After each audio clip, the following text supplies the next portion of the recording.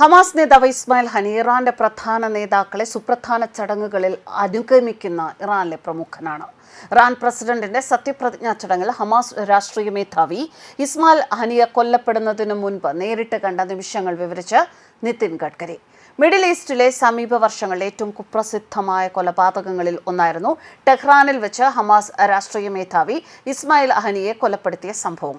ഇതുമായി തന്നെ അടുത്ത ബന്ധത്തിലാക്കിയ സംഭവങ്ങളുടെ ഒരു പരമ്പരയാണ് കേന്ദ്രമന്ത്രി നിതിൻ ഗഡ്കരി വിവരിച്ചിരിക്കുന്നത്. ഇറാനിയൻ തലസ്ഥാനത്തെ കനത്ത സുരക്ഷയുള്ള സൈനിക സമുച്ചയത്തിൽ ഹമാസ് നേതാവ് കൊല്ലപ്പെടുന്നതിന് മണിക്കൂറുകൾക്ക് മുൻപ് താൻ എങ്ങനെയാണ് ഹനിയെ കണ്ടുമുട്ടിയത് എന്ന് ഒരു പുസ്തക പ്രകാശന ചടങ്ങിൽ സംസാരിക്കവെയാണ് ഗഡ്കരി വിവരിച്ചത്. ഇറാന്റെ പുതുതായി തെരഞ്ഞെടുക്കപ്പെട്ട പ്രസിഡന്റ് മസൂദ് പെഷഷ്കിയന്റെ സത്യപ്രതിജ്ഞാ ചടങ്ങ്.